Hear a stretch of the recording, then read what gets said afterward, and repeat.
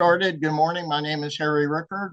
Welcome to the cosmology discussion group, which today we're actually going to talk about cosmology, I guess, which would be unusual.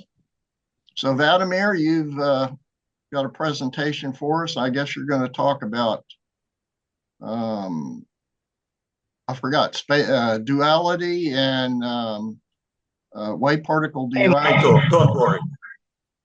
And Don't worry. So, go ahead. You're welcome to start.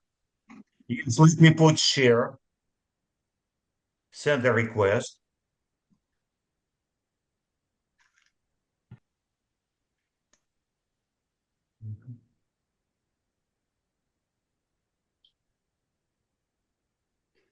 One sec.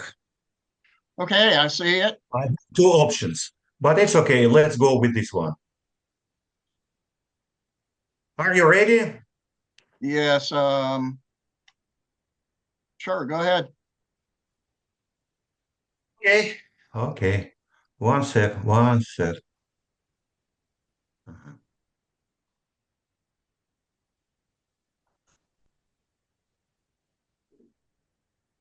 Okay, now I'm ready. Can you see it? Yes. We will talk today about two very important phenomena. One of them, wave-particle duality problem, and the other one, Axis of Evil, anomaly in cosmic microwave background measurements. Particle duality problem. The double slit experiment demonstrates that light and matter can exhibit behavior of both classical particles and classical waves. This type of experiment was first performed by Thomas Young in 1801, more than 200 years ago, as a demonstration of the wave behavior of visible light. In 1927, scientists demonstrated that electrons show the same behavior, which was later extended to atoms and molecules. Thomas Young's experiment with light was part of classical physics long before the development of quantum mechanics and the concept of wave-particle duality. He believed it demonstrated that Christian Huygens wave theory of light was correct. At this picture, you can see the setup for interference experiment and two slits, and this is the picture you have when you have upcoming beam of light on the screen. I might interrupt and say that this was viewed as disproving Newton's theory of corpuscular light. You're absolutely right. You're absolutely right. The beginning of corpuscular light was from the Newton, but I will talk about this a little bit later. Yes, yes, it's exactly the same time. Close to, close to. You're absolutely right. Observer effect. This is the most important part of this talk. In physics, the observer effect refers to the disturbance of a system caused by the act of observing it. A well-known example of this occurs in quantum mechanics, particularly in the double-slit experiment. Physicists have observed that when detectors are used to monitor quantum phenomena in this experiment, the very act of observation alters the outcome. When detectors are placed at the slits, they find that each photon passes through only one slit, behaving like a classical particle, rather than through both slits, which would indicate wave-like behavior. Crucially, the path of the particle is observed. The characteristic interference pattern typical of wave behavior doesn't form, illustrating the principle of wave-particle duality. Richard Feynman famously noted that the wave-particle duality in the double-slit experiment is impossible, absolutely impossible to explain in any classical way. And this is the mystery lies at the heart of quantum mechanics. Of course, he was absolutely right. that it is absolutely impossible to explain in frames of quantum mechanics. Why I would like to talk about this phenomenon? Because orthodoxies of Big Bang model gave the explanation of microwave background radiation that totally contradict of this phenomenon. They, I don't know, they give this following explanation. After 380,000 years after the Big Bang, the hot plasma became transparent and photons of the cosmic background radiation escaped from this plasma and started their flight to us for 13.4 billion years. Each of them had some individual personal wavelengths, and they were going to the Earth for 13.4 years with wavelengths increasing with wavelengths. I mean the longer and longer wavelengths. And these longer wavelengths, it happens because of expansion of our universe. The photons, what we observe right now at Mother Earth, were generated. It was exactly the same photons that were generated 13.4 billion years ago. And we are watching what was at the very beginning of their flight.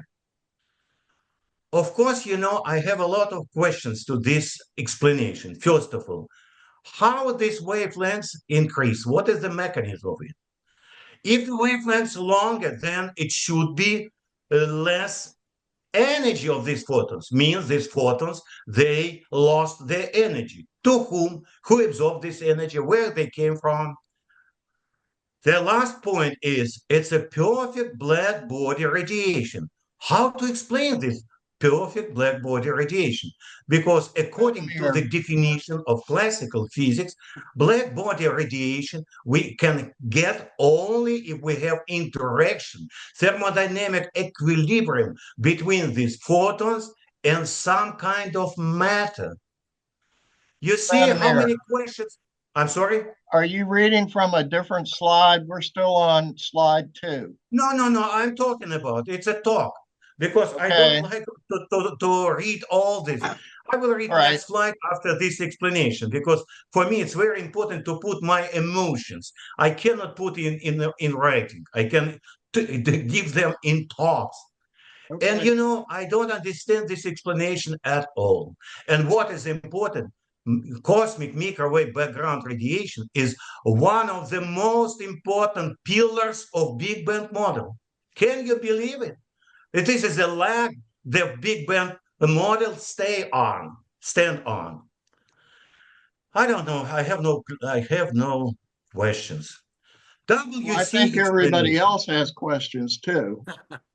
Okay, guys, because it's unbelievable. It's unbelievable. They don't know classical physics at all. They don't know even this experiment with double slit, that there is no individual personal wavelengths for each photon. Because if it was, then we could see the same pattern, interference pattern. We are watching them or we are don't watch. You see, answering your question, Harry, about Newton's and corpuscle theory of light, you have it. When you watched each photon, you can see the particle. The picture totally different. You have shadow of these slits, and that's it. There is no interference pattern at all. That's why the wavelengths. Let me continue my explanation, and then I will continue my talk. According to WC, the concept of wavelengths is classical, not quantum. Wavelengths, in this view, is a property of an ensemble of quantum objects, such as photons or electrons, all of which possess four momenta, but no individual wavelengths. When the gravitostatic charge of particles is equal to their momentum, the gravitomagnetic flux is defined by the following formula. This formula proposed by de Broglie. And this is known as the de Broglie wavelength. You see, it is what it is. It is the flux of ensemble of particles. Lambda is a classical classical notion. Thus, inverse wavelength is considered a macroscopic phenomenon representing the gravito-magnetic flux of particles characterized solely by their form momentum. This implies there is no wave-particle duality in WC, as wavelength is an emergent phenomenon. The act of observation through detectors distorts the observed system, an ensemble of particles, causing the emergent wavelengths. I'm sorry. Oh my goodness, I shut it down. I am so I am so sorry. Where is my presentation? One sec, one sec. Let me come back. Don't worry, I will come. We can still see it. Yes, yes, yes. Yes. You will see, but I want to see myself. This is my point. My goodness. Okay. I started with share. I pushed it. Share. Hopefully, it doesn't want to go. Why? I don't know. Let me start another way. I have another possibility. Can you see it? We see WUC explanation. Perfect, perfect. Sorry, I pushed the wrong button. Consequently, the interference pattern no longer forms. It is not only double slit, phenomena, problem, and so on and so on. All these experiments with quantum objects, what we're talking about, and we're trying to observe them with classical equipment, I don't know how they can do it. You see what I mean? It's not only, double slit experiment. No, it is all the quantum mechanics right now in question. How we can observe any phenomenon with one single photon, single electron, and all this stuff by experiments made by classical instrument and classical human beings. We are. I don't know. I have this question. It's more deep, even this, meaning of this phenomenon, observation, a phenomenon. We observe, we disturb our system, quantum physics, so much that outcome totally different from what we expect. In classical physics, all the time, we are trying to put instrument with a minor change of the parameter we are trying to measure. The current, suppose the current of electrical current we want to measure. We put with some instrument with a minor change of this current. Only then we can talk about the value of the current close enough. How to do with quantum objects the same way? I have no clue. What kind of instrument we can put to measure any parameter of quantum objects? Maybe you know how to do it. I don't.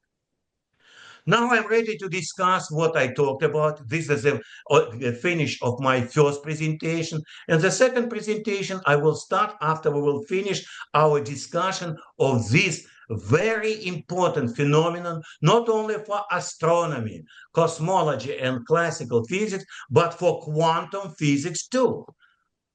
What we're going to do? What does it mean, observation? How we can measure their parameters? I don't know.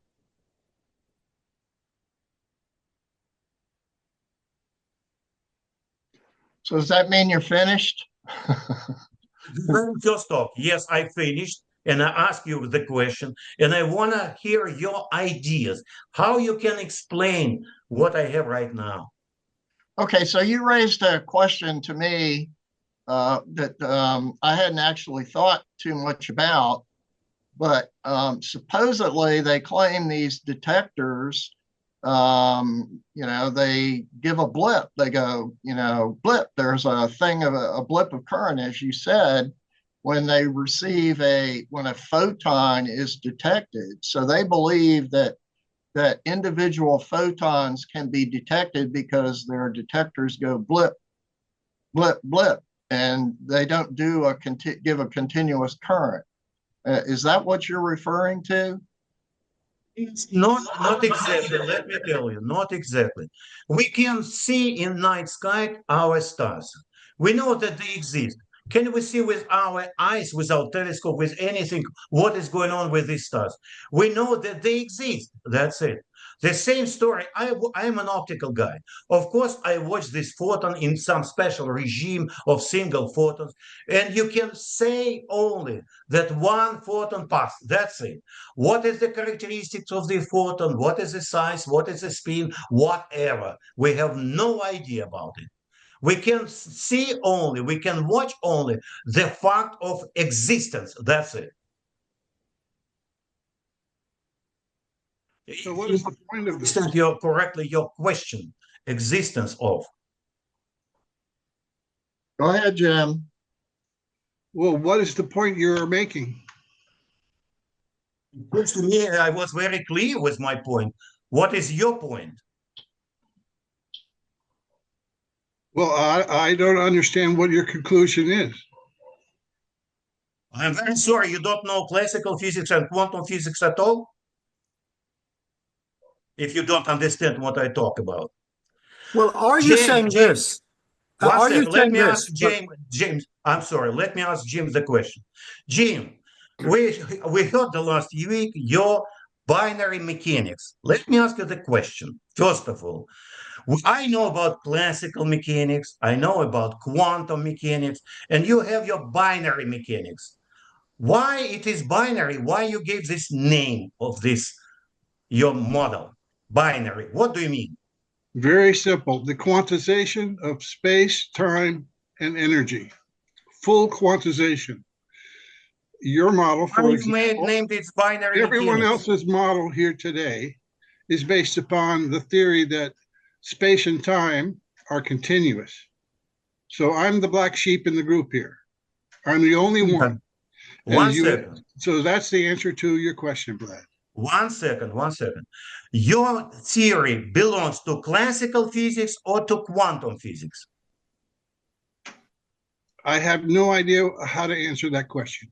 No idea. I think the answer is Why you don't understand I my don't model? even know what the meaning of that question is. yeah, I knew you were going to say that. So the answer, Vladimir, is neither.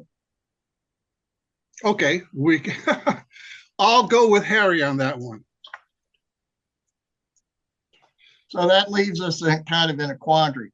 I think what Vladimir is saying is something, you know, to me, this has always been a puzzle, which is you have a detector, okay, and the detectors are quite sensitive now, and they're primarily CCD, charge coupled device detectors that are used in astronomy. Okay, and supposedly they count quanta. All right, they count photons. So you turn this thing on, and every time a photon arrives, the charge that's contained in the detection cell increases a little bit, and then after a long period of time, they read out all the values of the cells in these detectors. But what I don't really understand is why are you saying that that there's a photon that comes in when supposedly, according to electromagnetic theory, this is supposed to be an EM wave that's not quantized. So I don't understand how you say, you know, that these photon things exist when electromagnetic waves aren't photons. So what is it that you're talking about? Are you talking about a photon, or are you talking about a wave? They don't, you know, I think that's what Vladimir is sort of trying to say. It's not clear what the instrument is actually detecting. Does that make sense? Yes, yes. Let me continue your discussion right now. First of all, any field theory is a classical physics. Electromagnetic theory, it's a classical physics. Maxwell equations, it's a classical physics. And then you are talking about ensembles on any quantum objects, photons, electrons, whatever. These notions you can introduce only if you have some ensemble of some quantum objects. That's it. That's why electromagnetic wavelengths and all these electromagnetic Maxwell equations is all classical physics. That's why it's classical. I like them very much. I know they're very good one, not only for electromagnetic, but for electromagnetic, for gravity, for all this stuff. Maxwell equations, it's something unique. It's a genius equation. They need for us being classical bodies to observe all the phenomena around.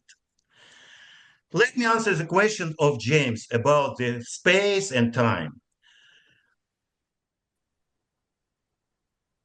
Uh-oh. Uh-oh. Okay. I didn't ask a question about space and time, by the way. All right. Well. To these points, Uh-oh. You're freezing up, Vladimir.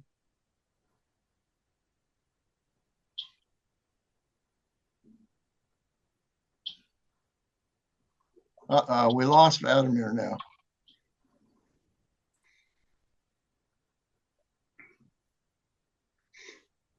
Uh-oh. Vladimir's completely gone now.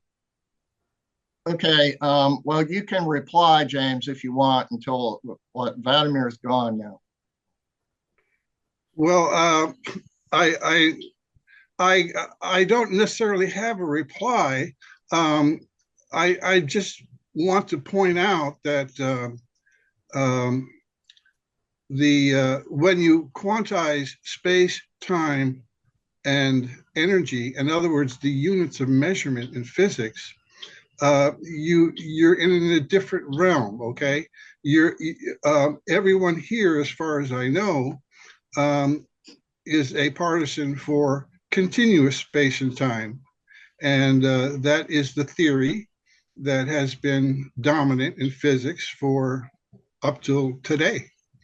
And so I'm sort of the only one here that wants to quantize space and time. Okay, now when Vladimir talks about the ensembles, it does make sense that you can analyze the quantized objects that I talk about in binary mechanics based upon the postulate of full quantization.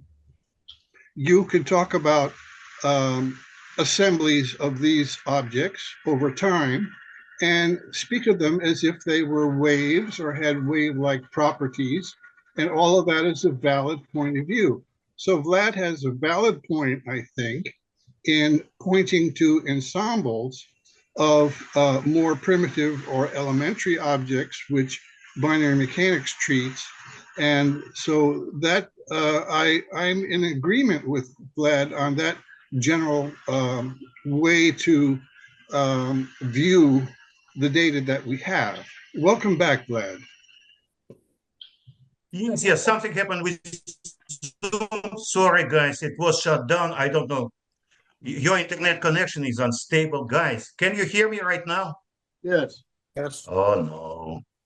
Let me restart my computer. I will be back in a couple minutes. Can you hear me right now? Yes. Well, maybe you don't need to restart, my friend, because we can hear you and see you as well. I will come back to you guys soon. All right. You wanted to Okay. go. Ian, do you have any comments? Yeah, I did have a point, Harry, but if I may, but of course, Vlad, we may have to repeat it, but it's basically this. If you take, say, the uncertainty principle, that is explained in the sense that if you have a particle with a certain momentum, and then you try to observe its exact position, say through an electron microscope, well, you're bombarding it with electrons, so you're varying, you're making a variation to its position, and therefore you can never know it, the product of those two exactly. Yeah, that's quite clear. But with this double slit business, it seems to be supernatural. They say, aha, the detector knows if you're looking at it or not, or the electron knows if you put a detector there in some preternatural way. Now, that just cannot be accepted, certainly in my book.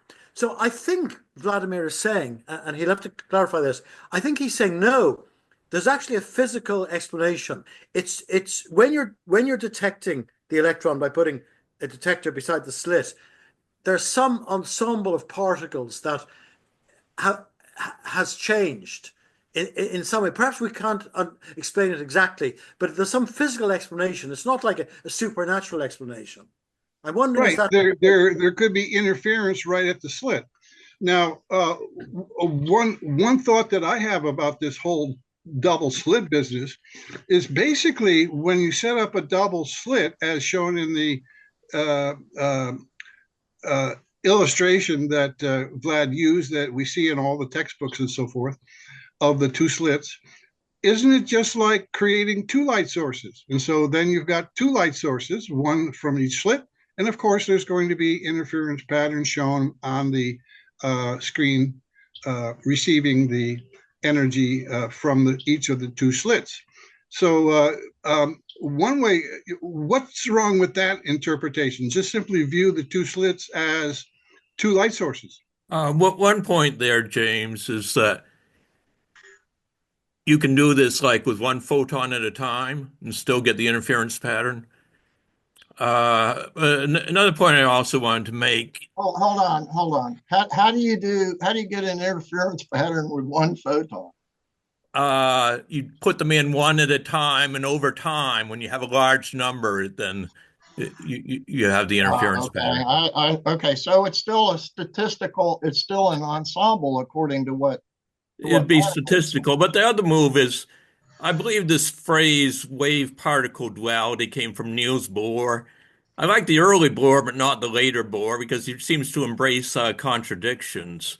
I don't know if any of you come across Hussein Yilmaz, but he had a concept of wave-particle unity, which I kind of agree with, except that he says that a beam splitter, the whole photon goes one way or another, and he identifies it with a wave packet, an electromagnetic wave packet, whereas I say it goes both ways, and my photons split up and recombine.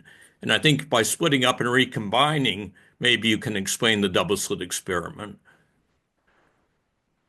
We have a guy. how come you get presented. an interference pattern if you have no detector at the slit? And then, so it said, if you put a detector at the slit, you don't get any interference pattern. Well, if the detector's right at the slit, it's going to block something. Yeah, well, I think so as well. I think that's what he's getting at, but he hasn't quite explained the details. That's probably the basis of it. We have a guy in CNPS who's presented here, in CNPS, named Eric Reiter, Reiter,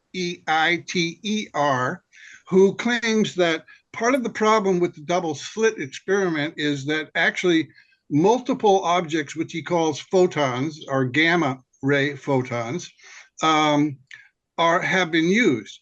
And he developed an experiment in his own little lab to look at what he claims to be a single gamma ray photon aimed at these double slits. And so I just wanted to point that out, that we have this guy that we might want to invite to talk about this particular work. He's quite a smart guy, Eric Reiter. Basically, what he found is that this when we have just one gamma ray photon, it seems to pass through both slits, similar to what Robert French just said. And I don't know what Robert's source was on that, but you might want to look at Eric Reiter. I think he's got a website with his work explained there on the net, so that you could just look that up, because it seems to support what Robert French just said. Yeah, I think my source was actually Feynman on that. I don't think I'm not aware that Feynman actually did any experiments on this subject. I don't know he did the experiments, but he talks about those results. Okay.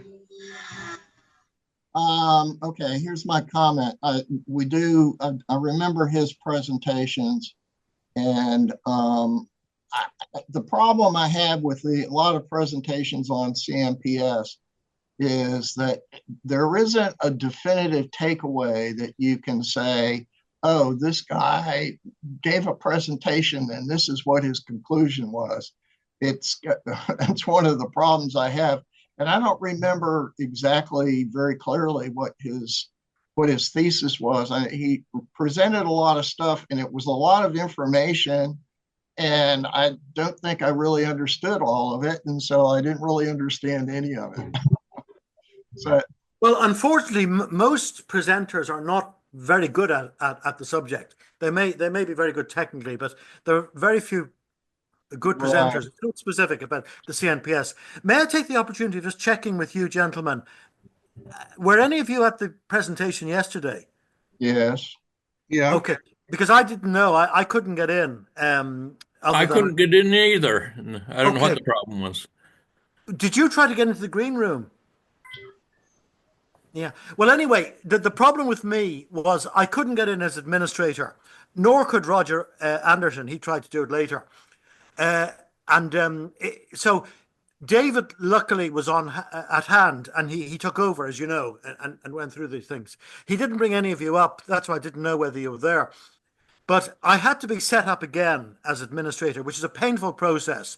It's actually got triple authentication now. You have to go in, set up things. David has to give you a 6-letter code, which he gets. And then when you put it in, he has to authenticate that you are genuine. So it's a rigmarole. I did it last night. Now, David says it's a new security system, which I'll have to do every 2 weeks. But I'm trying to circumvent that by going in maybe just as a dummy, maybe during the week. You know, so we'll see. But that's why I couldn't get in. But anyway, Dennis Allen said he was listening to the recording, and he's quite frank. He's right. I agree with him. He said he couldn't understand a word the man said because of his thick accent. I said, well, his English, he had all the vocabulary, but his accent was so francophone that even I couldn't understand it. Well, there was a problem also with the fact that the volume was not correct. And it's not clear to me whether the volume was incorrect on his microphone and his video wasn't very good. So there was a lot of distortion in the recording, and that combined with his accent. I had to read the slides. I could only figure out what he was talking about by reading the slides. That's right. Yeah, that was okay. We only got a few minutes here. Vladimir hasn't gotten back. I think Vladimir's point is he's trying to say that classical physics is really basically deals with the ensembles. And I think he said that over and over and over again. So it's an ensemble. But it used to be called statistical physics. Yes. And that classical physics really deals with the ensembles. I find it rather confusing. I'm sort of the opinion that when a detector detects, quote, a photon, it's not really detecting a photon. It's just accumulating enough energy that it reaches the threshold to declare that it's detected a photon. That's my view of it. Yeah, and Harry, you're pointing out, in fact, the theoretical gap or lack of a clear definition of what a photon is. And so that we have to fall back, as you just said, to the operational definition that something goes click, and that's a photon. You know, our sensor goes click, and, you know, like a scintillation counter or whatever, and that is a photon.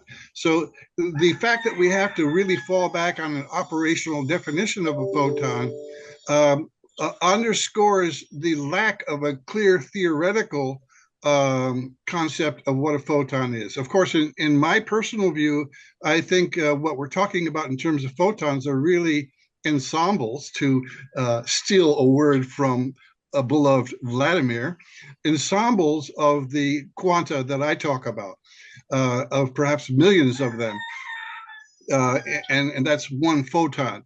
But at any rate, I think Harry has made a very important point there about the fact that we have to operationally define a photon, because we really don't have a good concept otherwise theoretically of how to define a photon.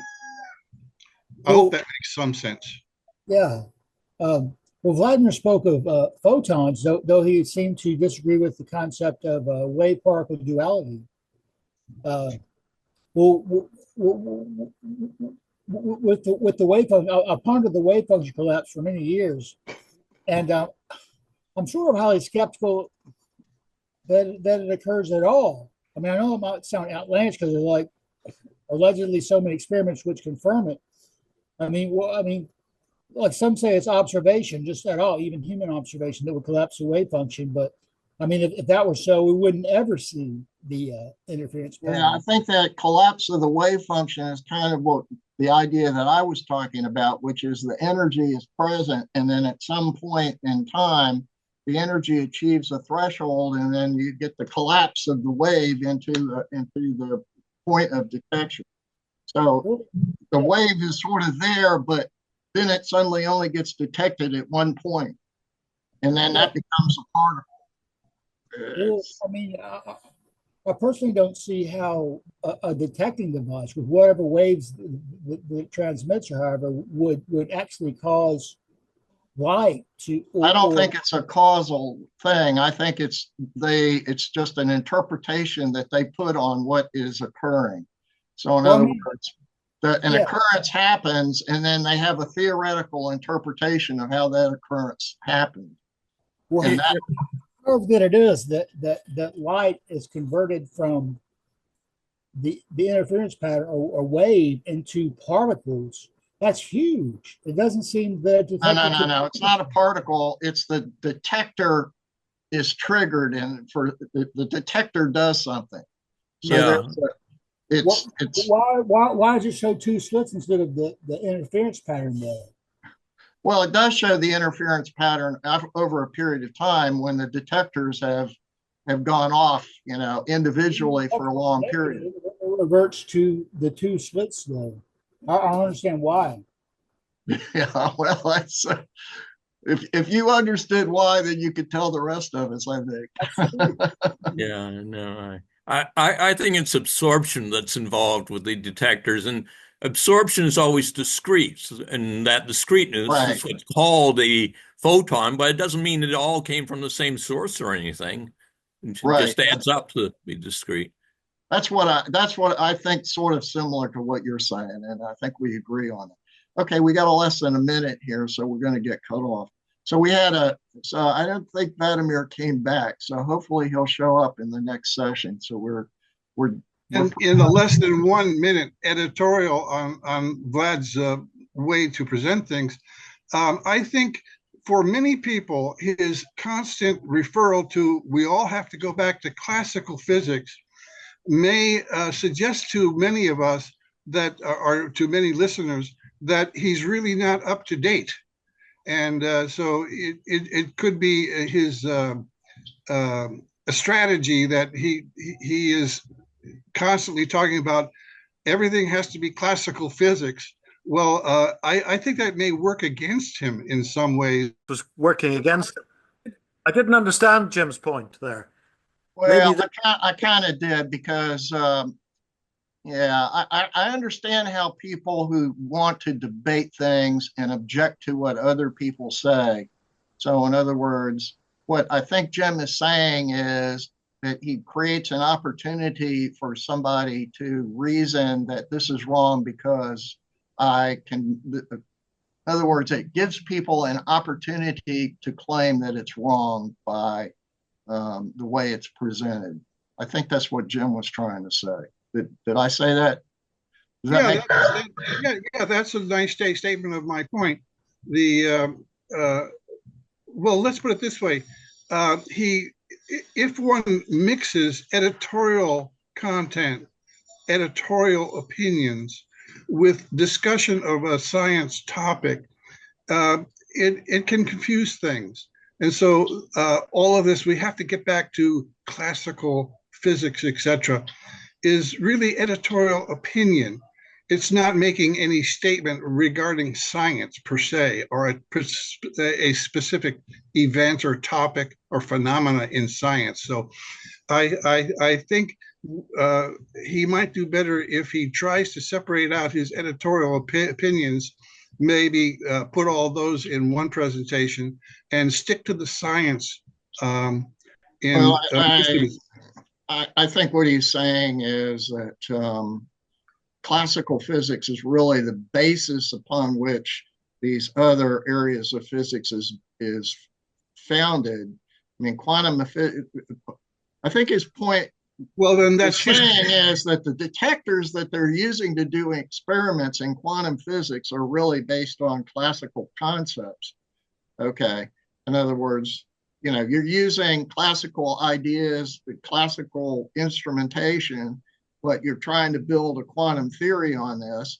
And so how can you be sure that what you're doing is correct if you don't really understand your foundational ideas? That's my view of what he's saying. Okay, well, that's a history lesson. Put the history lessons, in one talk, and put the science topic in a separate talk without all the editorializing.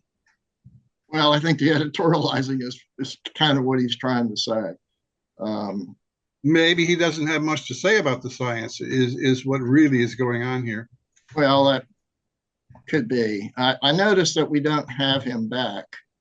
And unfortunately, I guess I don't know what happened. I mean, he froze and disappeared. I don't know whether his computer went. But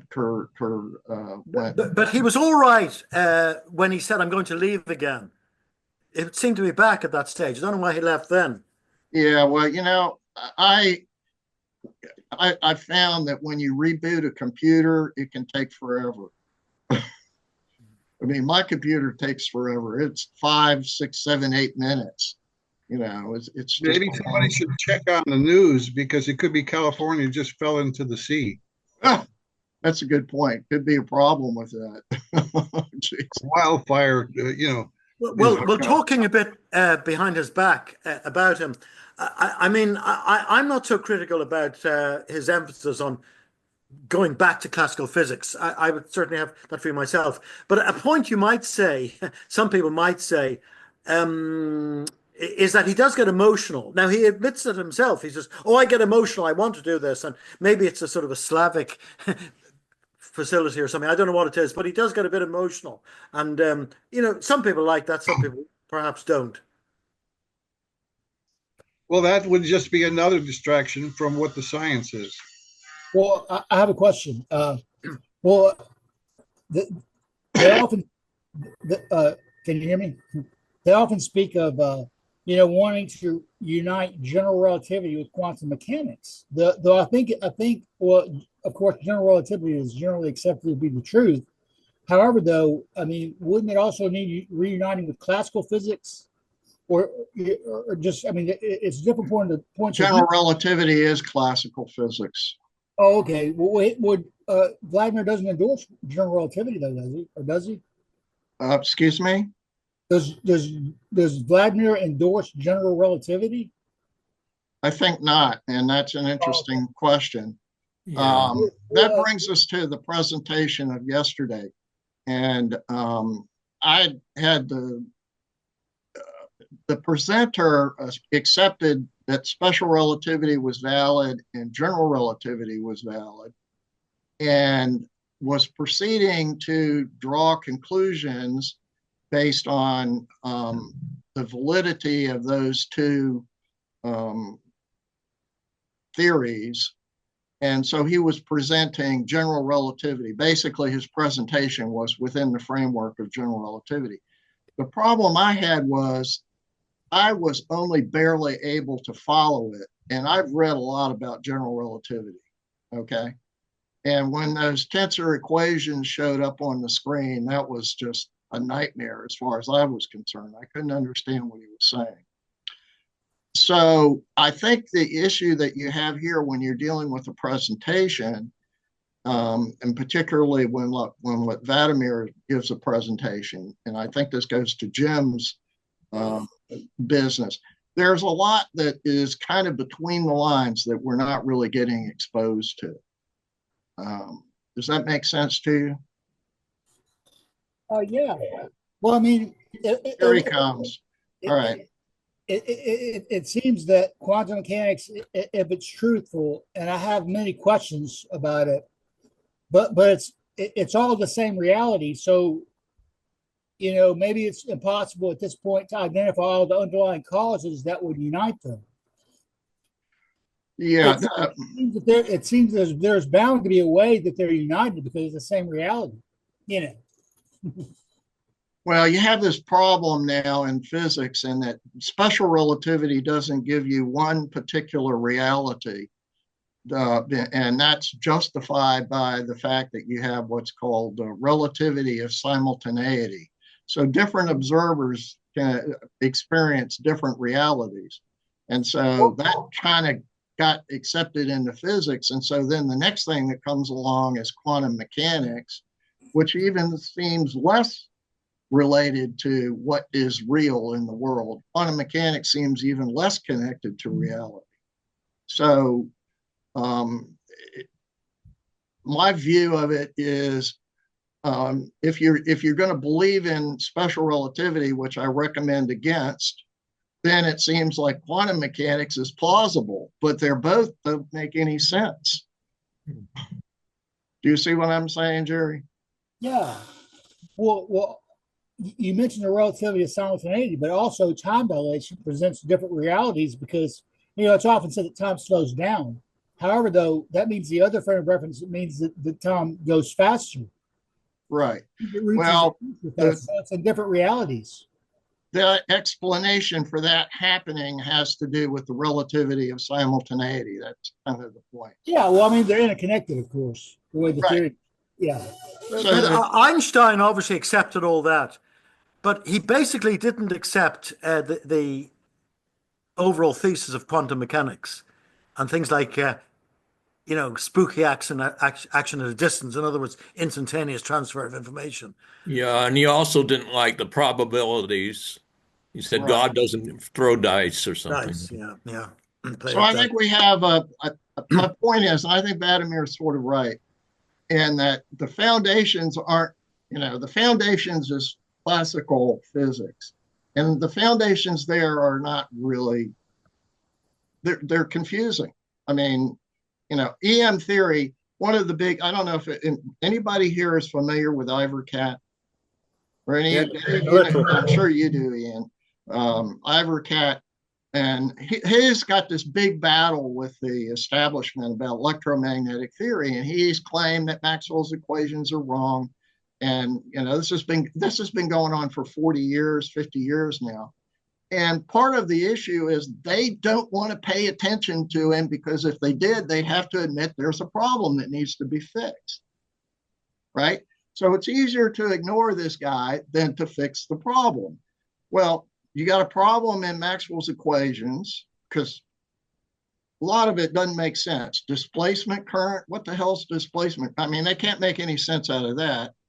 And then you go from Maxwell's equations, which is supposed to explain light and electromagnetic theory. Then Einstein comes along and makes another mess, with special relativity. Now you have another mess in special relativity. And then to top it all off, along comes quantum mechanics.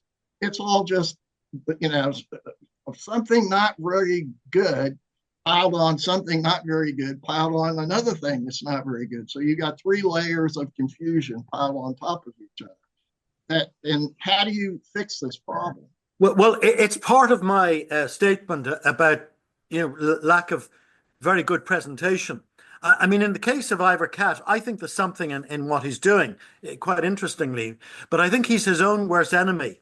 He just presents everything at you, and he becomes very hostile. I mean, he writes to the head of the Cavendish Laboratory, or the former head, and he calls him a rascal. He said, "We're all rascals. You don't agree with me." And then he gives about 20, links to a simple thing instead of giving a very clear statement and maybe one link. And he's pugnacious and so on. He wants a fight. And so consequently, the normal human reaction would be to dismiss what he's saying. He goes too far, I think. And that Well, could be but the if case you look to a at, lesser yeah, extent with some of us. I understand this. I'm struck by the same thing happened with Dingle and the arguments about special relativity. Exactly the same thing. You know, this guy's rocking the boat. He's wrong. Why is he wrong? He's wrong because we can't let him rock the boat. Yeah, that's right. But Dingle was more rational and measured. He wasn't like that. I mean, there are many people, Essen might have been another one, who are rational and measured, and the establishment wouldn't listen to them at all. That's true. That's true. I'm Well, just pointing out that there are some other people uh, who are their own worst enemies. Know about these people? How do we even know aren't about these people? Guys, Aren't they censored? let's come to my presentation today. Guys, I'm very sorry for the interruption. It was not me, it was Wi-Fi, all these laptop issues, and I'm so happy to be back. All right. Let me continue and let we finish the difference between classical physics, quantum physics, and I don't know about James physics. It's between them. First of all, let me remind you the most important point. Even these classical notions, space, time, and gravity, we can introduce when we have the notion medium composed of the first ensemble of particles. You see what I mean? There is no continuous space or discrete space, nothing. Before you will have the very first ensemble of particles, and you can introduce the notion field or medium, cosmic medium. Only then you can introduce this notions even. That's why in quantum mechanics we have with you Schrödinger equation. There is space, there is time, there is something. You cannot use them because it's a classical notions. And that's why, James, to you too, classical notions means you have your medium. You don't have continuously fluid like, ether. You don't have space like continuous. Space filled with particles, with ensemble of particles. We have air around us. It is not medium continuous. No, it consists of molecules of oxygen, hydrogen, whatever. The same story with cosmic medium. That's why even these notions, space, time, and gravity, belongs to classical physics only. And that's why Einstein was against this quantum physics, because you cannot talk this language, classical language, in quantum objects. Planetary model of atom. Unbelievable. How we can introduce it? How we can talk about this quants of, I don't know, photons, electrons, about size of them and all this stuff. It doesn't exist. These notions doesn't exist. We cannot ask even this question. As I told you, we know about their existence. Yes, they exist, like stars in the sky. But we cannot tell anything about the parameters from classical point of view. Guys, let's accept it. There is no other way to split classical physics and quantum physics. You want to talk about quantum physics, talk about it, but without using classical notions, space, time, gravity, and all this stuff. Okay, so your summary would be there's no wave particle duality. There's only a wave and you're talking classical physics, and there's a particle and you're talking quantum physics. Is that what you're saying? It's a quantum physics, single particle, it's a quantum physics. Double slit experiment shows when you look at these particles, you can see the shadow of these slits, and that's it, nothing like a classical particles. They exist. But you must disturb your wavelengths, the interaction between them. It's ensemble. There is some new emerging phenomenon. You have some correlation between the content. They have some flux of them. And wavelengths, it's a characteristic of the flux. It's a beam size. It is something classical. And wavelengths, it's a classical notion, emergent phenomenon. Guys, at last, I talked so many times. It's the same story. That's why I asked this question. If it's a classical physics, please talk about classical. If it's a quantum physics, don't even introduce these notions, space. There is no continuous space. There is no continuous ether. There is a cosmic medium in conjunction with some ensembles of particles. And my cosmic medium consists of protons, electrons, everything, including universe created particles, but all of them are particles. There is not any continuously something. I mean space. I don't know what does it mean continuous space, empty space. I have no clue. What does it mean? Vacuum, it's bullshit. What is it? Okay, We so can now we're talk all about confused them because it only if sounds you like, have your particles inside of something. You can name it space, you can see how it's developing time, but that's why quantum physics based on Schrödinger equation, there is no meaning for it. There is no reason for it. Well, I would say that space is a void that's empty, though it's almost always occupied by physical phenomena. Whether that phenomena equals actual objects, or even if there's an ether that exists on top of empty space. That's my personal view. You named it notion void.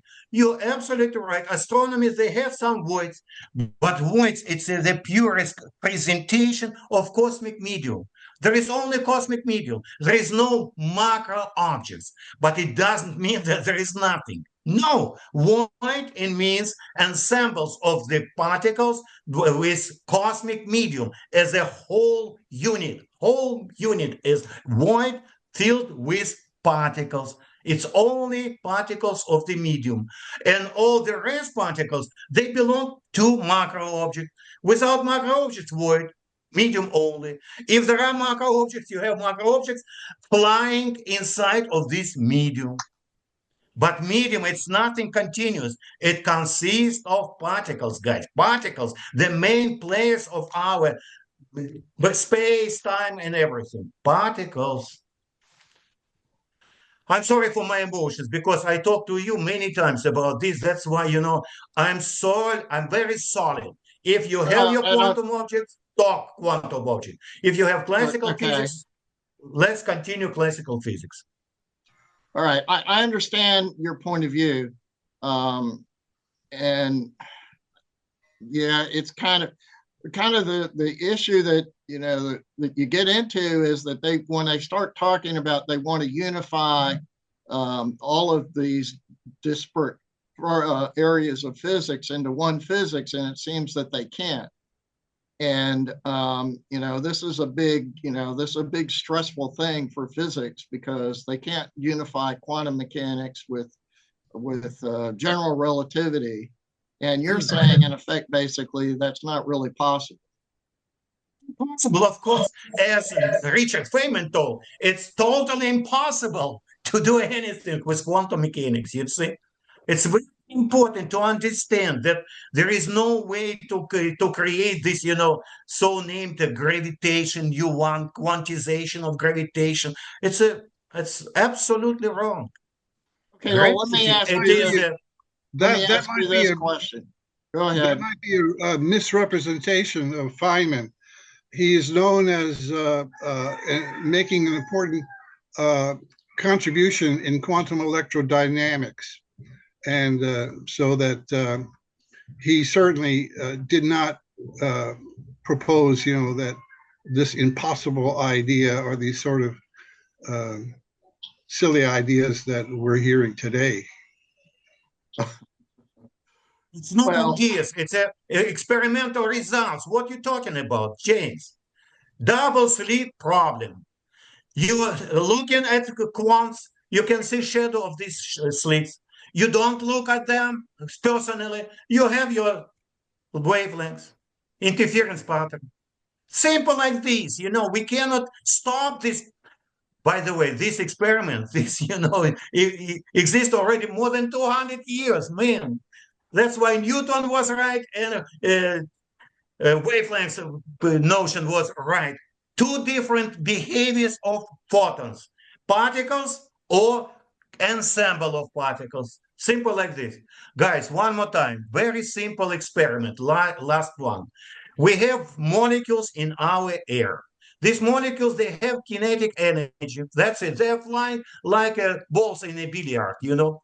And average kinetic energy of them, of the whole ensemble around them, is our temperature. What we're measuring with you? Temperature, ensemble of molecules around us. Do we know something about the movement of any molecule? No, we don't. Simple like this. It's each molecule, it's quantum physics.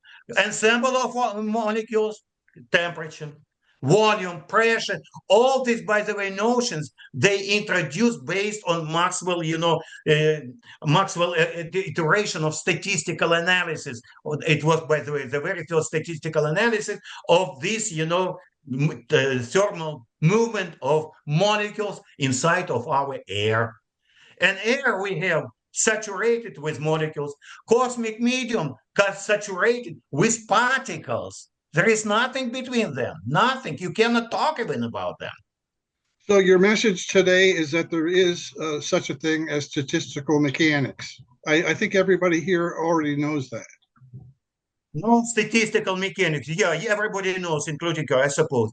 Statistical analysis. It's statistical mechanics. You can, but I know only classical mechanics as a whole branch and quantum mechanics. That's it. Don't split classical physics. It's classical. Yes, there is a standard classical physics. There is, different branches of classical physics. Statistical analysis, yes, belongs to classical physics. You're absolutely right. But there is no quantum objects. You cannot talk about quantum object with classical physics. Right. That's what you've been saying for a long time, and I think that message is not really. And I couldn't achieve my goal with you guys even.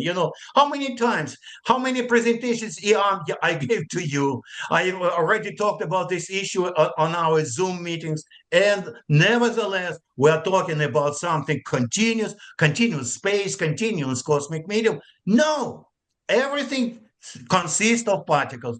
Particles exist. I'm not talking, there is none. There are molecules of the nitrogen in our air, no doubts about it.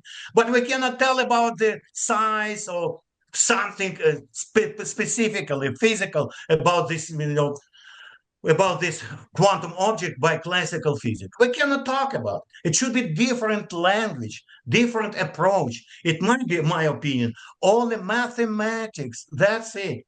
You can develop mathematics, operator mathematics, as my friend Felix Lev, he's doing right now. Only then you can talk about something with quantum objects. But there is no classical notions in quantum physics. Let me ask you this question. Okay, before we're almost going to be out of time here pretty soon. Well, I don't think I saw I have the second talk too, because it's the same story with the microwave background radiation. Here's what I'm trying to get at here. Would you say that special relativity is classical physics or not?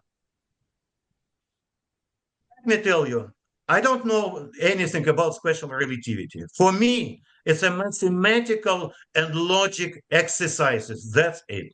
Nothing special. Because there is no speed of light in vacuum. Forget it. There is absolute frame of reference, our cosmic medium. I don't know why we need even to talk about the special relativity. What is the meaning of this talk? It's only logic and exercises. By the way, I want to talk with you about, if we will have enough time, about this, new ether, old ether, new meaning, and forget about it. There is no new meaning of ether. Because what does it mean, ether? That's what I said, and that's what I said in my message, and I immediately, and then the response was that what I said. Cornelius said, "I disagree with what you said," but all I said was that these two things were meaningless ideas. But anyway, the point is, you get wrapped around the axle over these explanations. So my point, what I was trying to get at is, I always thought special relativity is classical mechanics. It's an extension of classical mechanics. Classical mechanics, it belongs to classical mechanics. Hold on. But then you say, now you're applying it to a quantum object. No. You're applying classical mechanics to an electron, because special relativity is about an electron being accelerated to high velocity. And then they say, oh, it doesn't behave like we want it to behave according to classical mechanics. So they invent this new theory. Okay. But they invent the wrong theory, which is a big problem, which they refuse to acknowledge that they have the wrong theory. Okay, but isn't this mixing classical and quantum mechanics? Because the objects that you're dealing with are quantum objects. It's all the time. But let me tell you, even ether. Always the people, they're talking about some kind of liquid. It's unbelievable, because the energy density of this liquid, bullshit, it's 10 to the minus 27 kilogram per, is 27 orders of magnitude less than the density of our air. What kind of fluid we have? Do you know that we have one proton for 4 cubic meter only? 4 cubic meter have only one proton. What kind of fluid we're talking about? Guys, what kind of liquid? Do this math simple like this, what is the energy density of our cosmic medium? And you will see we're far away from gas. It's a very rare gas. That's it. Simple like this. And we're talking about, I saw, by the way, all these discussions. I wanted to raise this question about ether. Guys, forget about it. There is no ether. There is a cosmic medium such with different kind of particles. I gave you different particles. Talk about density, 27 orders of magnitude less than our air around. And we're talking about fluid. Come on, guys. Who is Sorry talking? for this comment about this. Who is talking about fluid? I saw these discussions. Oh my goodness, so many discussions, so many letters back and forth, back and forth. I was not part of it. I wanted to talk to you directly now. That's why Hold on. Okay. Hold on. Jim, he's talking about the discussion that Jerry raised when I told him that he was opening Pandora's box. And then it got proceeded anyway. And then Pandora's box did get opened. And the whole discussion went out of control because of this business of ether. Did Einstein say there was an ether? Did Einstein say there wasn't an ether? And all this stuff. And then people go, oh, I consulted an AI and the AI said this, and the whole thing got out of control. And why don't we just invite whoever's safe to this cosmology sessions and hear directly, because here we're talking about what I said from the very beginning was go back and read Vladimir's WUM. That made more sense than the discussion about ether. That was my recommendation to Jerry. Well, he does. So much for this Getting back to You're the definition right. of classical Please physics. take a look at my model. Yeah, classical physics versus non-classical. That is a major confusion because it's only an arbitrary definition, and it isn't agreed upon, because in common parlance, among journalists, among the media, even among popular scientific promoters, they consider anything post 20th century, beginning 20th century, to be non-classical. So according to that definition, special relativity would be non-classical. But according to the definition that you've been using, and many of us scientists use, we say quantum physics is the non-classical aspect. Special relativity, because of I think what you were suggesting, Harry, is sort of based on the kinematic ideas that we've inherited from Newton. So therefore, or Lorentz. So therefore, it is classical. So I think there's a confusion there, and we really ought to be very, very careful when we talk about classical versus non-classical physics. We should make sure we define it clearly. Now, there is another problem that, according to the modern view, anything that is classical is outdated and has been disproven. So it's a sort of a negative term to say, I believe in classical physics. Well, then you're a dinosaur, because that's all been disproven. Yes, we talked about that earlier. With you as a dinosaur. Sorry. Yeah. I'm Well, happy to be a dinosaur. they have the problem, of course, then of that everything that they're doing is founded on classical physics. So, you know, then you're back to the um, um, yeah. I suppose that one of the issues that you have is what is special relativity? What is that? What is it really about? And you know, you can look at it as an extension of Newtonian physics, okay, by the principle of relativity. So it's a Newtonian physics extended by the principle of relativity, but that makes it classical, doesn't it? And then it's about light, and light is Maxwell, and that's a classical theory, isn't it? So, I mean, it seems to me it's classical physics, but the issue for me is why are you basing everything that you believe on a theory that's wrong? That's really the problem, and they don't really want to even consider that their fundamental theories, you know, Maxwell's equations, there could be a mistake there. They don't really recognize that there's a mistake. So you got Maxwell's equations and then special relativity built on Maxwell's equations. That can't be wrong. So that, you know, you can't question it. And then general relativity is built on that. Can't question that. We saw that yesterday. And, you know, and then so now you're into this incomprehensibility that you have where the guy presented his talk yesterday. Like, you know, I didn't, you know, all these equations that nobody could understand. Where is that leading us? I have one question. Anybody understood the guy yesterday? Because I tried to understand. I found even his paper. He downloaded it on Vixra. I cannot understand it. I'm so sorry. Maybe somebody can explain me what he talked yesterday about. Well, if you notice at the end when they got into a discussion, he admitted that his thesis about G being variable could have just as easily have been justified by the old Newtonian law of gravitation. So he didn't need to go through general relativity to justify his thesis. He could have just said, G doesn't have to be a constant. That's my thesis. And but no, he went through all this general relativity stuff. Yeah. He didn't substantiate that. I mean, I suppose he was saying, look, I know that special relativity and general relativity are true. That's my basic premise. And I now worked out that if they're true, then G has to vary. And I'm trying to explain that to you now. Now, he didn't explain it very well, I agree. But I think that was his thesis. And as you say, he was pushed maybe by David to say, look, perhaps that could come out of Newtonian. But that was by the by. He was saying, no, it's something forced upon us by general relativity, which we know is true. Yeah, that didn't play very well with me, I thought. No, I thought it wouldn't by both of it. But David was actually very...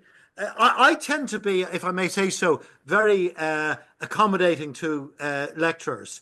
And David was as well. I mean, he could have been a little stronger. He could have maybe questioned it a bit more. But he said, oh, yeah, that's great. Thank you very much. You know, I think we're a little bit... a very good job of pinning him down. Okay, I think we're a little off topic here. And I think I guess the point that Vladimir is sort of giving to us is that these ideas are just mixed up. That in wave particle duality, they've mixed up these ideas in such a way that we can't really understand what they mean anymore. That's kind of what I kind of get out of it. Am I right or wrong in my impression, Vladimir?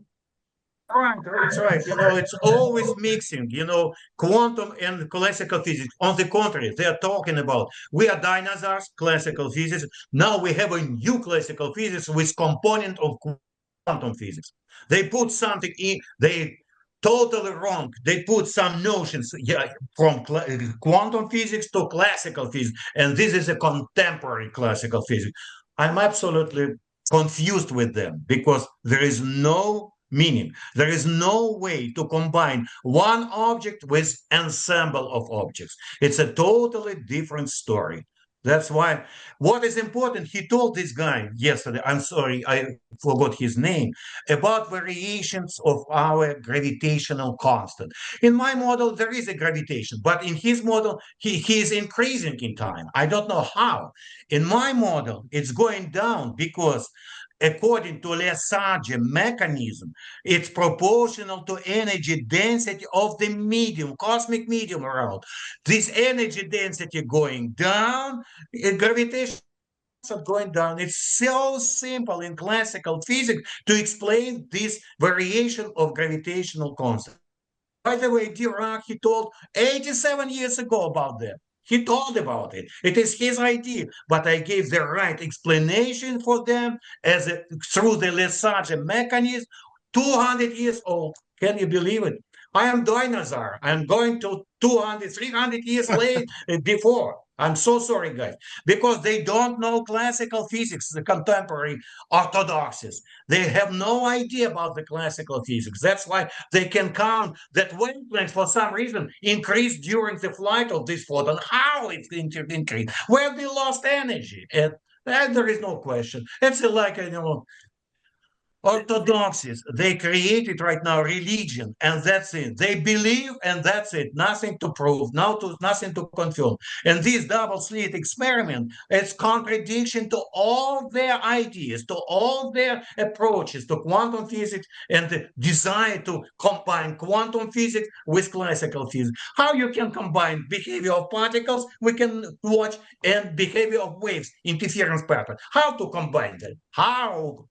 Simple The experiment. other interesting There is point no idea. is that the ostensible founder of quantum physics, say Max Planck, was really a classical physicist. He introduced this It's idea. not originated quantum physics. I'm very sorry. I'm ready, okay, He to said contradict have. you. He's said to have commonly, but he just worked this out as an hypothesis. He says, look, you take sort of like a harmonic resonators, and if the energy were transferred discretely, this would work out. We'd be able to get the distribution laws without these anomalies. But he said, I don't know if there's any reality behind it or not. It's just basically an hypothesis. Now, then they built upon this, all the people later, Schrodinger and Bohr and, Dirac and all the rest. Now, it's a bit like Albert Michelson doing these experiments. And then, he never accepted SRT, but he said, I've invented a monster because I'm held responsible for what's been put upon this later and later by Einstein and all his followers and so on. That's the same thing that Mach said about Einstein's theory. Planck said that about Einstein's theory. Guys, Planck, he didn't talk about the quantum physics. He calculated even this parameter Ash. He calculated all this curve for black body radiation based on statistical analysis after him. But he done his great job before all this quantum mechanics and all the activity around. That's why, sorry, he was not quantum physicist. He was a standard classical physicist. We can't even agree about, okay, well, anyway, I want to move on my second talk. I want to move on to Axis of Evil here. Yes, I think it's very important. I think I have you've made this point about classical physics and quantum mechanics. You've talked about this, and I'm very much persuaded to your point of view. The problem I have, again, like with all these issues, is that the physics community isn't going to clarify things. They've created this it's a mishmash of stuff. It's a lot of, and as Bill Lucas has said, he talked about the silos. I don't know if people remember Bill Lucas and his silos, where he talked about different fields of science they kind of exist in what he called silos, separate fields. You know, chemistry has their paradigms. You know, all the different fields have their different paradigms and different ways of approaching their subject, and they don't really agree with one another. Or Okay. bubbles, you could call you them could call them bubbles. bubbles. Yeah, but he used the term silos. But yeah, bubbles is kind of more of a modern way of thinking about it. So you have so quantum mechanics is a bubble, and then classical physics is a bubble, and special relativity is a bubble, and general relativity is a bubble, and they're separate from each other. They don't talk to each other at all, or barely ever. And they would find that if they did talk to each other, they would find a lot of common ground. Well, the big problem with basically special relativity is that once they declared that it was true, then the critics came along and they just ignored the critics, and the critics are crackpots and pushed them aside. So they never fixed any of the problems in special relativity. And general relativity came along, and then, well, they didn't really want to fix the problems in general relativity. And so that's the way it's been going. It's like once the textbooks accepted a certain thing, then that became the true, and then they had to invent excuses why it wasn't wrong. And so when you go on these forums, they give you all these excuses about why this isn't wrong. Okay. Anyway, okay, Vladimir, I guess we should go to you and your presentation rather than that. Yes, I ask you to share. Yes, I approved it already. Okay.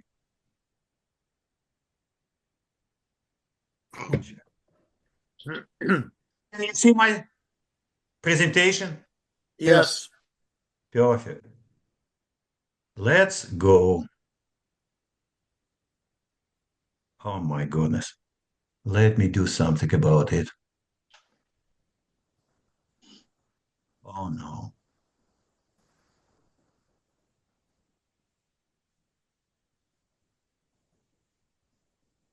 Is it the wrong paper? We see the paper. You see it, but I cannot see it. That's why, I'm good. Can you see it? Okay, yes, good. We see it. Okay, let me give a better resolution. Okay, we passed the first, and so now let's go to the second talk. You need to select the screen on your computer first, I think. Yes, I have it. I have it. Did you see it? Yes, do you okay. See it? You got it? Okay, we're ready to go. Lock and load. The Axis of Evil refers to a controversial correlation between a plane of the solar system and certain anomalies in cosmic microwave background measurements. This correlation suggests that the plane of the solar system, and by extension Earth's position, may have greater cosmological significance than expected by random chance. Specifically, the motion and orientation of the solar system ecliptic plane appear to align with certain features observed in cosmic microwave background. Let me clarify what is going on. There is so-named cosmic microwave background radiation. There is a temperature of it, 2.725 Kelvin. And there are some fluctuations in this field of map of this microwave background radiation with some tiny points. And we will talk in this presentation about these fluctuations only. It is not the temperature of this microwave itself. It is some variations of this temperature in micro-Kelvin range. If you understood correctly, then I will continue, because it's very important to understand. We're talking about the fluctuations right now around the average value 2725 Kelvin of microwave temperature.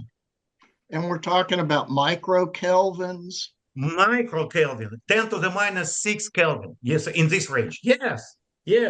And that's an extremely tiny number. Tiny numbers, but there is many publications, many talks about it, invention. let me tell you from the beginning, before I will continue. The orthodoxies of the Big Bang model, they suppose that these photons were generated after 380,000 years after the Big Bang. They don't this temperature, right now we have 275, but all the fluctuations of this temperature was generated at the same time. At the same time, and all these variations in microkelvin range, they go with these photons coming to us, and we see the map of these fluctuations at the moment of 380,000 years after the Big Bang. But let me ask you the question. Our Earth, our solar system created 4.6 billion years. It means very crazy guys, they have fluctuations at 380,000 after Big Bang. And these fluctuations know about the existence of our solar system and our Earth that appeared 9.2 billion years later. Can you believe it? How? How you can take it? What is the logic? Where is the egg? Where is the chicken? No, it's unbelievable. When I heard about it, I cannot believe myself. I'm crazy or they are crazy. Why? These fluctuations at 380,000 years after the Big Bang knew about our existence, about the Earth, about our telescope. I don't know. Let me continue. I'm sorry for my emotions one more time, because when I cannot see logic of people, I cannot take it. I'm so sorry. Hansen et al. In 2023, in the article, one sec. This, I have some, okay.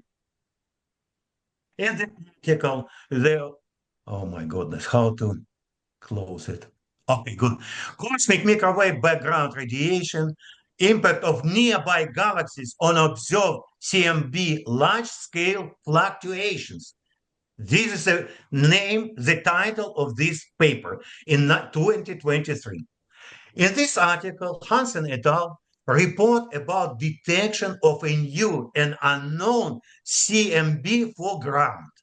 A systematic decrease in CMB temperatures around nearby large spiral galaxies points to an unknown interaction with CMB photons in a sphere up to several projected megaparsec around these galaxies.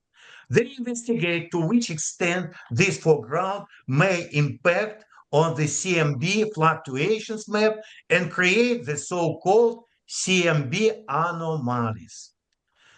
Using the observed temperature decrements around the galaxies and making some general assumptions about the unknown interaction, they propose a common radial temperature profile by assigning this profile to nearby galaxies in the redshift values from 004 up to 02Z. They create a foreground map model. How to stop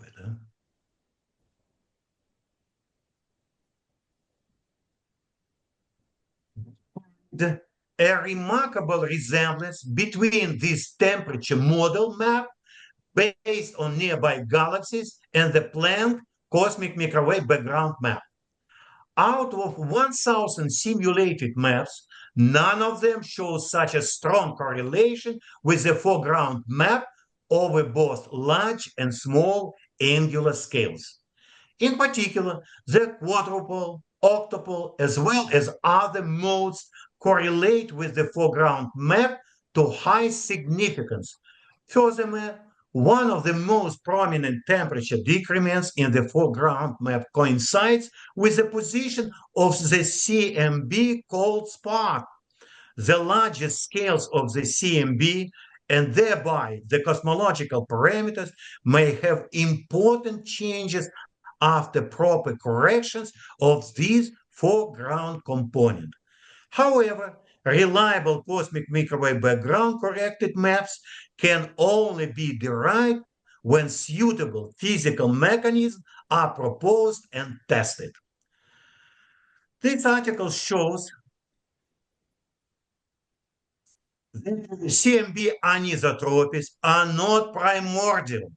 They show that some, oh my goodness, that some of the CMB must originate beyond 60 megaparsec, but most of what is observed likely originates closer.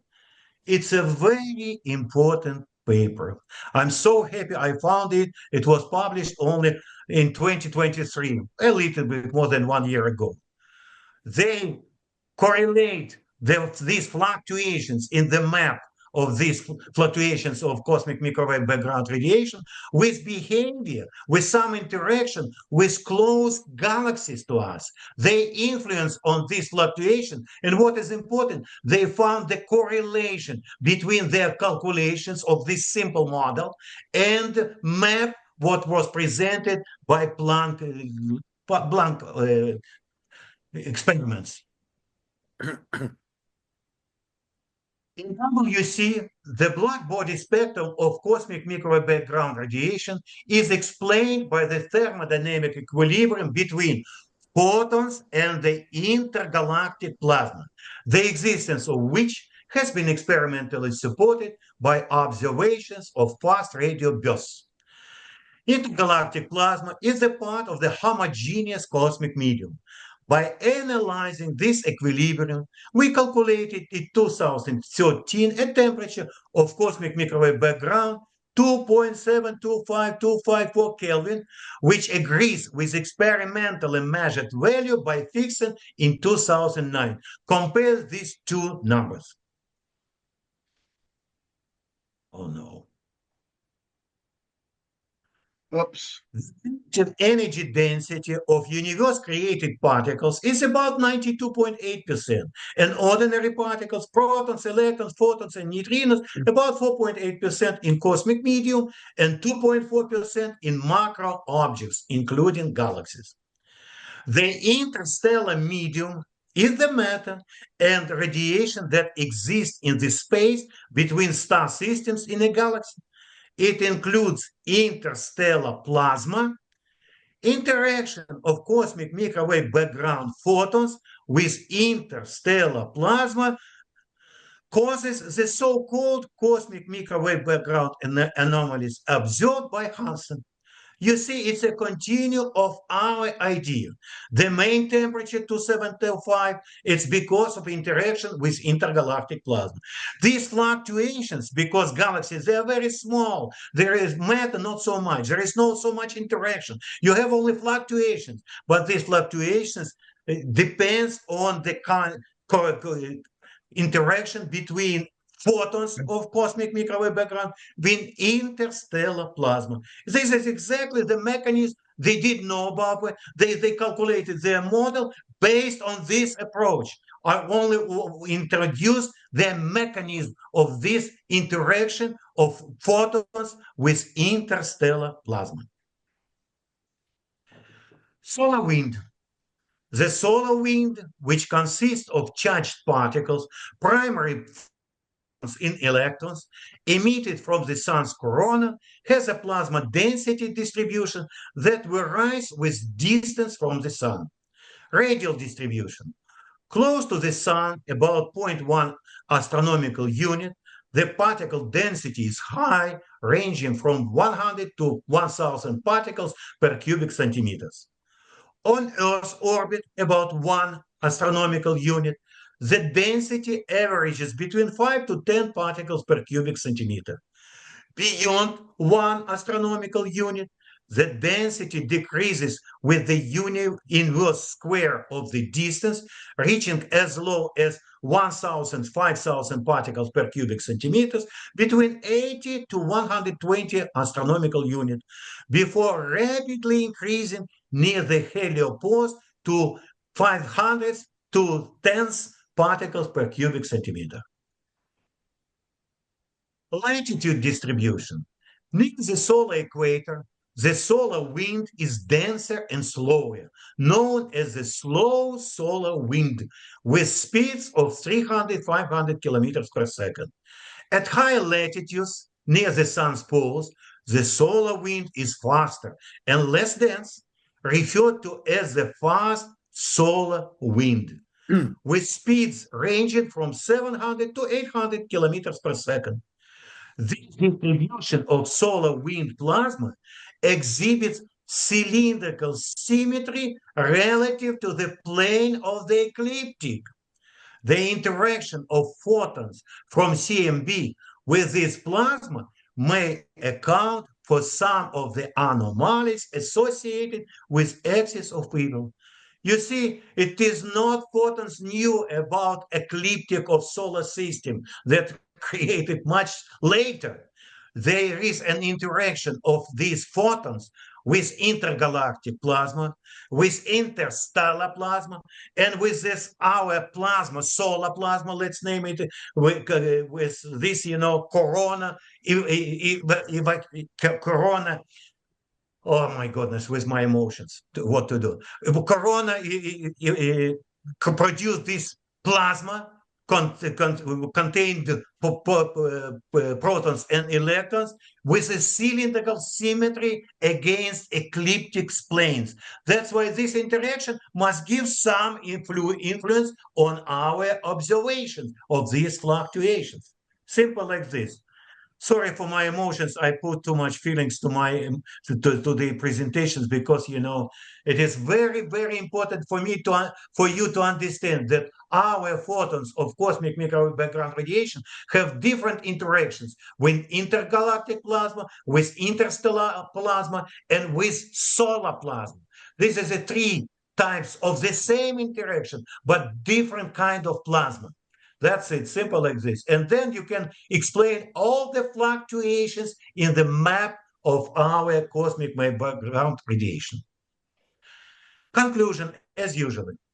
The hypersphere world universe cosmology presents a new paradigm and fresh approach to understanding the universe and the science of cosmology. It builds on the foundations of classical physics and has the potential to challenge core assumptions of both cosmology and classical physics. Rather than claiming to explain all existing cosmological data or presenting a fully developed theory, WC serves as a starting point for a new cosmology envisioned by Paul Dirac in 1937. While further refinement by the global physics community is essential, world universe cosmology insights combined with the groundbreaking discoveries of GWST and the legacy of Dirac's ideas over 87 years underscore the need for a paradigm shift in astronomy, cosmology, and classical physics. Hypersphere world universe cosmology invites recognition. Thank you so much for your invitation and very sorry for my emotions. I put so much power in my emotions. You see, I was practically exhausted to the end of the second my presentation. Sorry for my emotions one more time. All right. Thank you. All right, I finished. Thank you so much. So you're saying that the Axis of Evil is explained by an interaction with the solar wind, basically, or the plasma created by the solar Yes, wind. yes. It's exactly my point. That's why we have a cylindrical distribution of this plasma around on this ecliptic plane. That's why you have this correlation between ecliptic plane and the behavior of your cosmic microwave background photons. But what is important? Mechanism the same, different source of it, different plasma. Intergalactic plasma, interstellar plasma, and solar plasma. Let's go Different back to plasma. this paper. Let's go back to the paper. Now Okay. this was in this is a recent, and they seem to be saying, as I understand what you're saying, they seem to be saying that the CMB does not originate from the Big Bang, but is created by locally, that the CMB originates locally. Is that what they're saying? Or No, they don't. They didn't. I'm saying, but they don't, talking about the whole number 2725. These close galaxies, they influence on the fluctuations in this map of this, Okay, all right. That's why they insisted, and I absolutely agree with you, that the fluctuations in microkelvins, in 10 to the minus 6 values of the main value, it depends on the close galaxies. It's not large, longer than 60 megaparsec between them and us. And what is important, I continued this idea, and I told this axis of evil depends on the plasma, solar plasma, with cylindrical distribution of electrons and protons against ecliptic plane. Okay.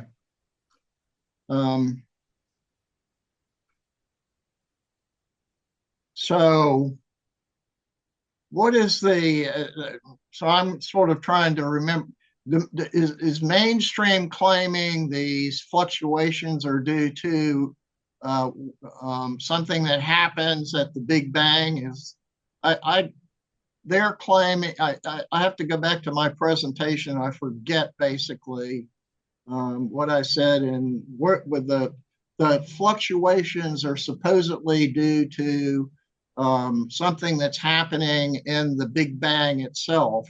So the fluctuations aren't due to anything that happened since then. So they use these models of the fluctuations to determine the physics of the Big Bang. That's what the Yes, you're absolutely right. is doing. Harry, you're absolutely right. They told that this, fluctuations is some kind of feature of Big Bang model. They created at 380,000 years after Big Bang. It's close enough. When these photons escaped from this hot plasma, they have already these fluctuations. But how they knew about our ecliptic, I have no clue. Maybe you can tell me. So your argument is that you can't explain the axis of evil based on these fluctuations if they originate from the primordial Big Bang. Yes. Yes. Okay. You're absolutely right. So we have anybody else with questions here? Okay, guys, sorry for my emotions, but I hope I didn't kill you with my emotions. Then you have some questions to me.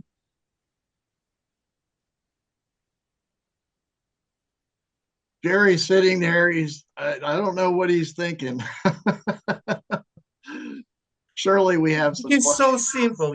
I try to be as simple as possible. You see, there are no equations, there are no concentrations, all this stuff. Of course, I've done all these calculations.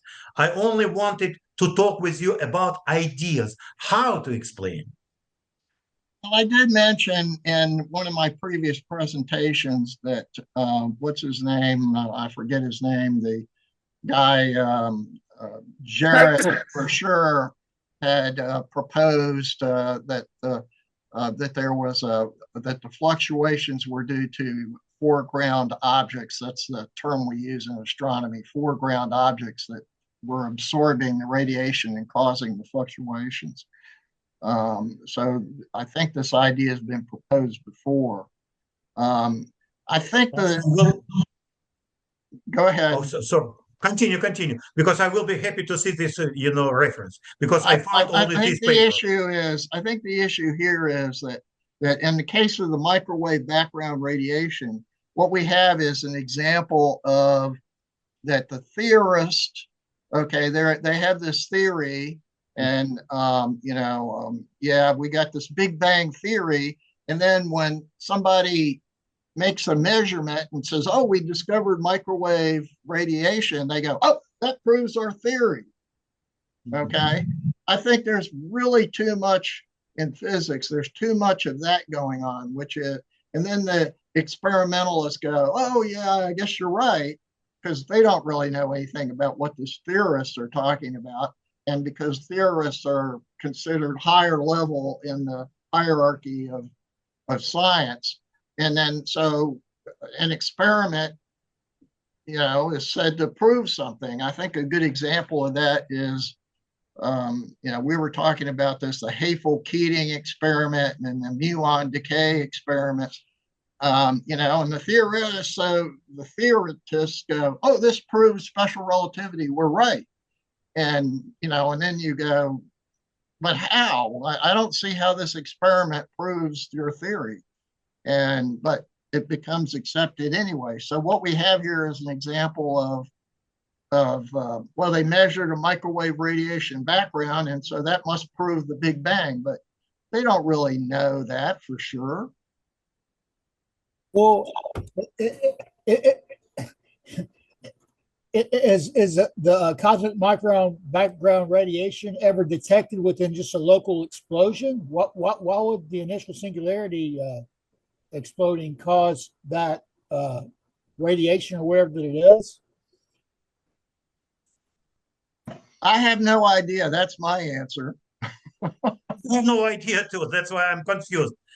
Yeah, it's a good question, but I don't know. I think that's why Vladimir is bringing this up.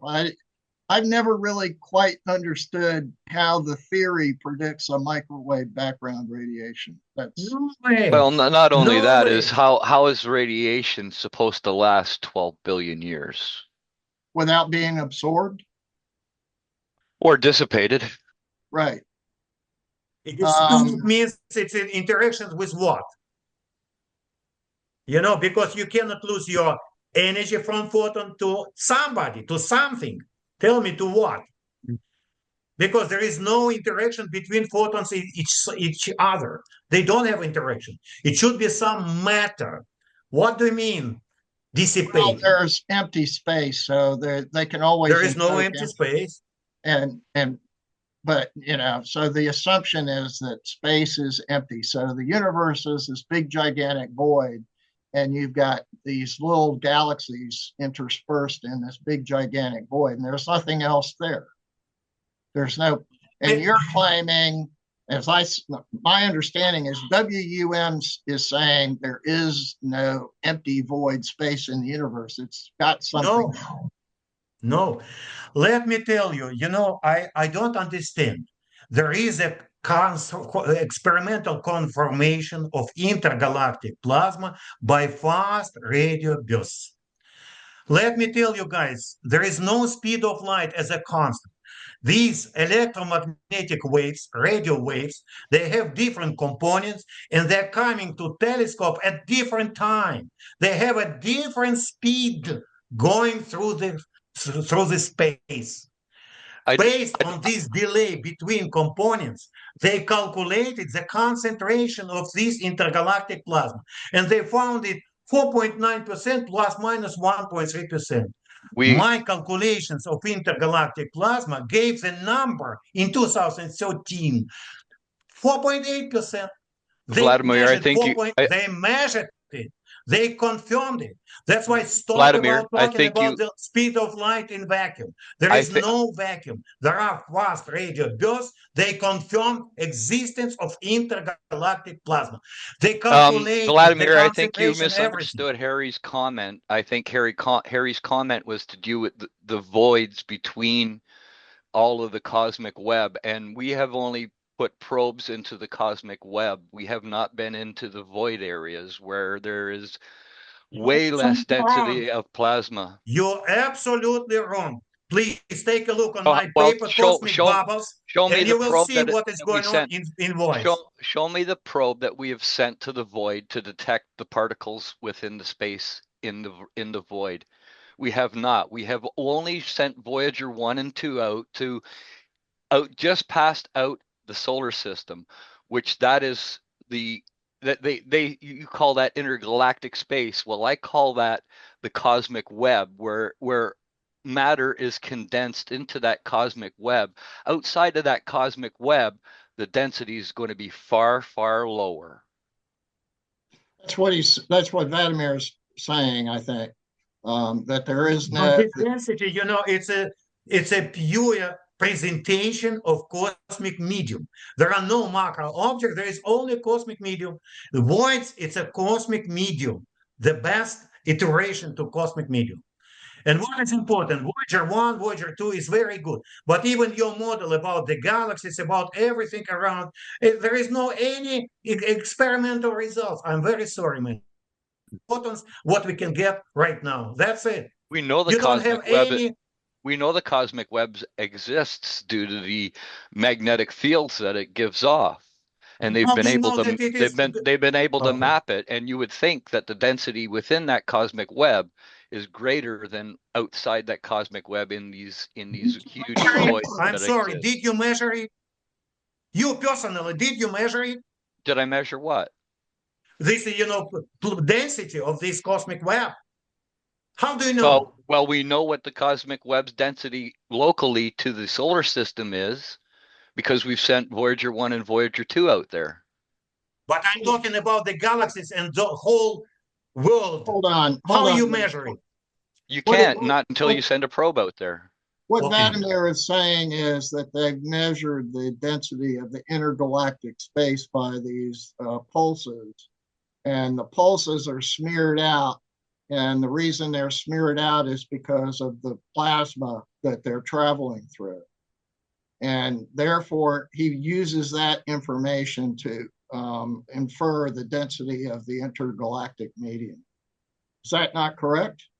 Yes, you're absolutely right. Let me tell you. There are guys asking, how do you know? They confirmed, they calculated, based on plasma physics only. They calculated the concentration of these plasma, protons and electrons. It's a calculations, strong calculations. I've done strong calculations based on classical physics. On the contrary, against of you, fast radio bursts, this is the only one way to measure density of this plasma. What is important? These pulses generated by galaxies billion years out. These pulses, fast radio bursts, they're going a few billion years before they will come to us. Yeah, they calculated the overall density of this concentration of plasma from the beginning billion light years ago away to us. This is the only one way, instead of all this, talking about this web or all this stuff, there is only one experimental way to evaluate, to measure the concentration of intergalactic plasma. Fast radio bursts. Guys, take a look. What does it mean, fast radio burst? And you will be impressed how good it is in evaluation and measurement of the plasma characteristics of our cosmic medium. Well, Vladimir, I mean, I don't mean to suggest that the results of experimentation that you just mentioned aren't accurate. It's just that Rick could ask you the same question as far as did you actually conduct these experiments? It might seem difficult to know for sure what we can take for granted or accept the credibility of scientific research. I mean, at what level do we trust that they didn't have, some sort of motive to prove their own biases and that sort of thing? No, I'm not astronomer, but I do believe all the astronomers' observations. Fast radio bursts, I didn't observe it.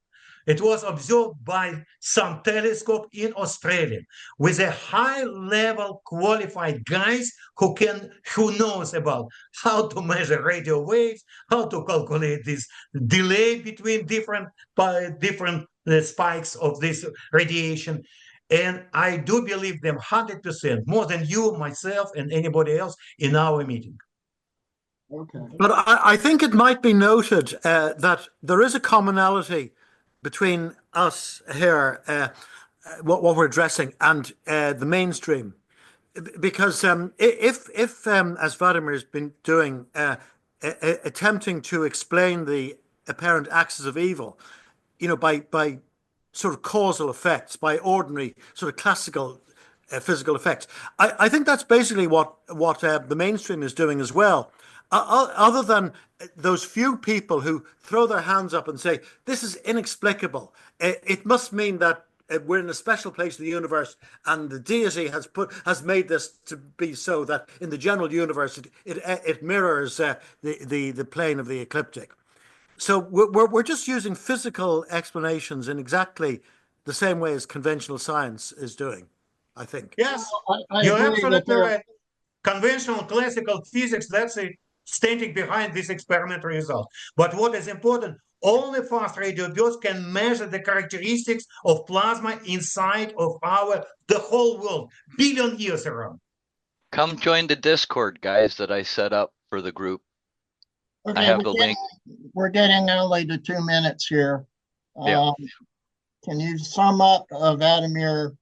My perception of the axis of evil is that one group of people are claiming that that means that the CMB is generated locally and not and doesn't come out of the Big Bang. I think that's the argument that they're making, and I think Vladimir is sort of tending to support that view. Yes, you're absolutely right. All right, we're coming down here to about a minute to go. Anybody else have any comments or questions? All right, well, thank you for showing up today. I hope you enjoyed it. We can continue the arguments about ether and emails. Don't stop you talking about old ether, new ether. There is no ether at all. Forget about it. Come to the Discord. You can continue them there.